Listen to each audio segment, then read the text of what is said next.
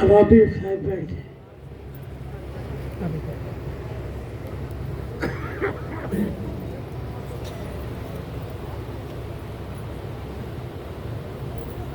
अभी हम बड़े आराम से बैठे, ये ऊपर की बात है। अंदर से बैठे हैं ये पक्का पता नहीं, कौन बैठा है ये भी पता नहीं।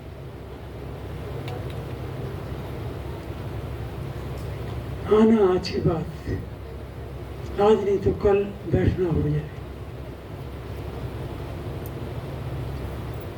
ये सारी बातें कल्याण की हैं। कुछ बातें अपनी समझ अनुसार धर्म की, अंधविश्वास की आदमी पढ़ लेता है, दूसरों को सुना देता है।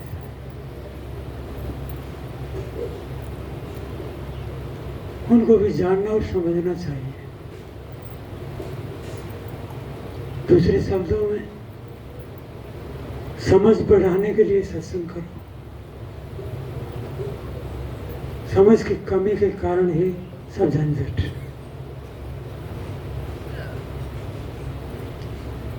और ये जीवन तो रोज बीतता है, आजकल करते करते चले जाते। कितने आए और कितने चले गए। बाबू बाप बैठ जाओ, आपका हिलना डुलना सबको हिलाएगा। सत्संग कोई कपटी का मैदान नहीं, और अपने लिए आओ, किसी और के लिए नहीं। ये तो एक संत महात्मा में बड़ी कृपा है, इस समय अनुसार हम उनकी बातों का लाभ लेते। आना अच्छी बात, आके बैठ जाना और अच्छी बात। इन बातों को ठीक से सुनना और भी अच्छी बात, और इन्हीं बातों को अपने आचरण में उतार लेना ये सबसे बढ़िया बात है। ये महात्मा कहते हैं कि अच्छाई को अपनाओ, अभी मौका है। अपना ही भला होगा। तो सदगुरु कबीर साहब की थी, हम कोई बात उठाएं तो पहले तो ये ठीक से समझ लो कि सदगुरु कबीर साहब त्यागी रहे। त्यागी का अर्थ है वे विषय विरक्त रहे। उनकी कोई पत्नी नहीं, कोई बच्चे नहीं। इतिहासकारों ने लिखा है कि कमाल कमाली लोई नाम की पत्नी। ये बातें भी कच्ची बातें। सदगुरु कबीर साहब एक ऐसे पुरुष हुए हैं, इन्हें कबीर पंथी नहीं समझ पाते, और की तो बात क्या है।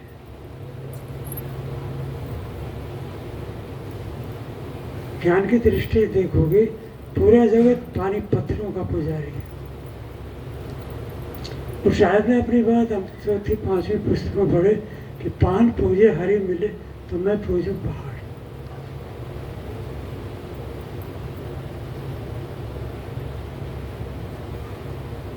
यदि कोई पत्थर पूजने से हरि मिलता हो तो जहां से पत्थर निकल के आया है उस पहाड़ को ही छू दो। तीर्थों में जाने से लोग पाप काटते हैं, गंगा जमुना में नहाने से। ये तो तय हो गया, वहां पाप काटने गए तो जीवन ठीक नहीं था। ठीक होता तो जाते ही क्यों, और जाना कोई अपराध भी नहीं है। जीवन अपना अपनी मौज में कहीं घूमे, थोड़े दिन में तो यहाँ से चले ही जाना है। चले जाने की बात उठाओ तो सब जीना चाहते, कोई जाना नहीं चाहता। जाना भी बेचारे की मजबूरी, सब यहीं रहना चाहते और सदा सदा के लिए रहना चाहते। बोध न होने से, जानकारी न होने से ऐसा होता है। अभी जैसे आप लोग बैठे हैं, एकदम बैठना नहीं होता है, बैठते बैठते ही बैठना हो जाता है, और चाहोगे तब होगा। जीवन आपका है, दूसरा कौन आपका ठेकेदार है? आपको अपने जीवन की चिंता नहीं, दूसरे बिजली गई या तार हटा किसी ने उधर से छेड़, हाँ कुछ न कुछ होगा तभी कुछ होता। वो चल रहा है ना, वो कुर्सी वाली भी तो है, जोड़ दो, आराम से जोड़ दो। थोड़ा सा हटके बैठ जाइए, आप फिर छेड़ोगे।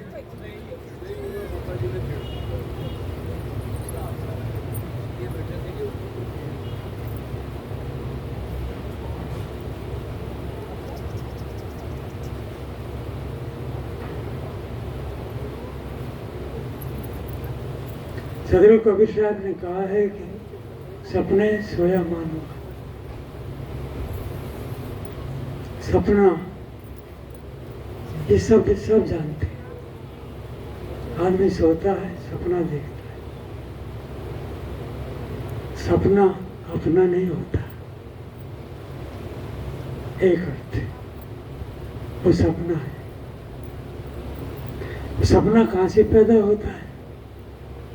आपका ये जो जागृत का व्यवहार है, खुली आंखों से जो भी हम देखते, सुनते, चखते, हमारे पास इंद्रियां हैं, ज्ञान इंद्रियां भी हैं, कर्म इंद्रियां भी। ये काया, काया से हम कर्म करते हैं। जैसे बीज के अंदर वृक्ष होता है, ऐसे जीव के साथ कर्म चलते हैं। करता हम है, जो करेगा वो भोगेगा। करे कोई भरे कोई, ऐसा नियम है। और अलग से कोई दंड दाता बैठा हो, ये भी गप है। हम ही अपने कर्मों के करता है, हम ही भोगता है। सत्संग में आने के बाद समझ जैसे बढ़ती है, तस्वीर साफ हो जाती है। जीवन की बाजी आपकी अपनी, अपने हाथ में भाग दो। दूसरे शब्दों में, आप अपने जीवन के मालिक, कर्ता हो, स्वामी। जैसा भी जीना चाहो जी सकते, जैसा भी बनाना चाहो बना सकते। लेकिन इन बातों को बैठ के सुनना बहुत कठिन होता है। ये हलचल इतनी आसानी से नहीं बैठती। ये खुली आंखों से जो सपना देख रहे हैं, वही फिर बंद आंखों से देखते हैं। हे माई, आप इस बच्चे को या तो हे माता, वो जो माता बोलती है ना, बच्चे का उतना दोष नहीं है। ये महात्मा कितनी अच्छी अच्छी बात बताते हैं। बातों के सहारे से धीरे से बैठना होता है।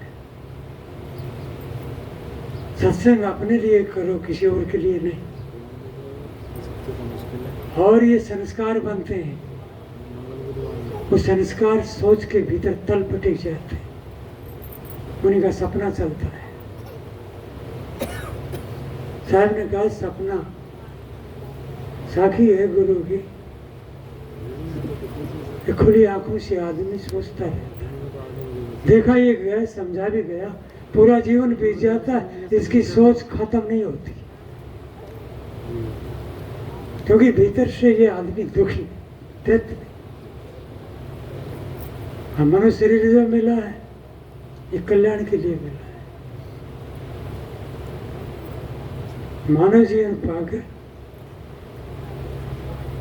ये जो हमें मिला है, मानव तन अभी लेके बैठे,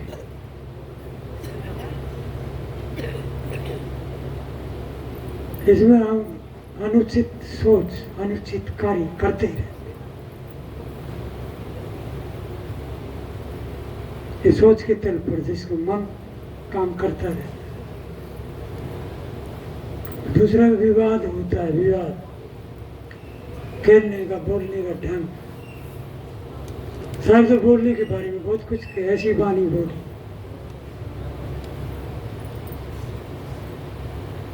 कोई आपको गाली देने दो, आप गाली मत दो, कहीं से भी जीवन में पलटा मार। माँ का रूप या भाई का, बात तो जरा सी। घरों में पूरा परिवार बैठा रहता है और गालियां भी देते रहते हैं, बहन की, माँ की, इसकी उसकी। साहब तो कहते हैं गाली के बारे में कि आवत गाली एक, उल्टा तो होता नहीं। कहीं कबीर मत उलटी, रही एक की एक ही रही है।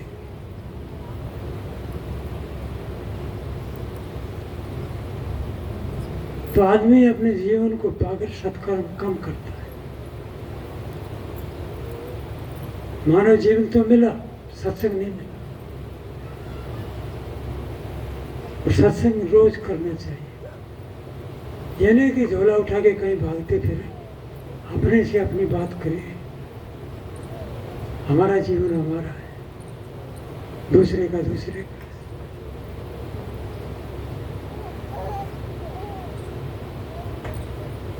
तो इस जीवन को पाने के बाद तब ये बात समझ में आती। वैसे तो सभी जानते हैं सपना कितना अच्छा शब्द है, बचपन से सुनते आए, सपना देखते भी रहे। कितने लोग सो जाते हैं और बड़बड़ाते रहते हैं।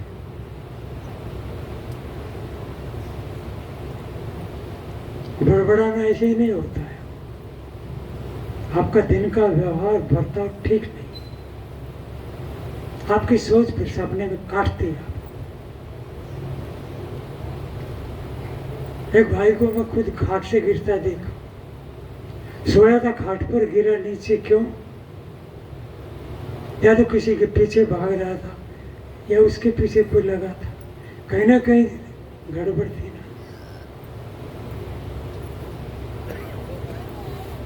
बाकी जीवन सपने के बारे में अन्यत्र भी कहा है बीच में, जीवन कैसा है? सपना जैसा। ये भी गुरु की रचना है। मतलब है कि यहाँ सिर्फ अपना बोध हो, हम सुखी हो जाए। लेकिन कुसंग से ऊपर उठना पड़ेगा। जो भी कोई कुसंग में पड़ता दुखी रहता है। दुखी होना और कुसंगी बन जाओ। ईर्ष्या, जलन, घृणा, बदले की भावना, ये ऐसे छोटे छोटे विकार जिनमें हम जीवन को जोड़ देते, दुखी रहते। तो आज मौका मिला है, हम अपने से और अपने कर्मों से आमने सामने हो जाए। दूसरा कोई ऐसा मालिक नहीं जो लेखा जोखा रखता। मुझे एक कल्पित बात है, जीव के ऊपर कोई ऐसा पीर, प्रभु, कोई मालिक, कोई स्वामी। गड़बड़ हम करते रहे, हिसाब किताब कोई और रखे, ये विवेक नहीं कहता है। तो मानव जीवन पा करके हम अपनी निजता से, अपने स्वरूप से, अपने आप से परिचित हो जाए। नहीं हो पाते। कल्पित गीत गाते रहते, गीत भी आपने नहीं, किसी और के। आदमी सदा औरों को ढोता रहता है, औरों को रोता है। रास बिरानी राखते खाइन घर का के। तो किसी के प्रति ईर्ष्या मत रखो, अन्यथा आप अपनी भट्टी में आप ही जलते रहो। कौन बुझाएगा उसे? भट्टी जैसी आग जलती है ना, जो भी आग में हाथ देगा जलेगा। ये अकाट्य नहीं। आपके कोई निंदा चुगली करता आप मत करो। जब तक ईर्ष्या है, जलन है, जब तक ईर्ष्या द्वेष भाव की दिल में आग दहकती, तुम पूजा ध्यान करो, कुछ भी सुख शांति नहीं मिल सकती। तो आदमी अपनी जगह कम, औरों को ढोता रहता है, औरों को रोता है। अपनी चिंता हो जाए, सारी चिंताएं समाप्त हो जाए।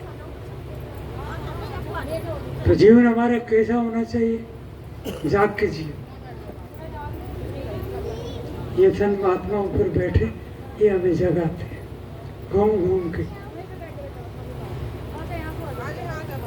समाज के बीच जाते, अपनी बात बताते, बंधनों के कारणों को दर्शाते। सत्संग हमें जगाता है। अभी सोया हुआ आदमी सपना देखता है, और मौका क्या पता हम नीचे उतर पाए न उतर पाए, ऐसा ढलता जीवन है।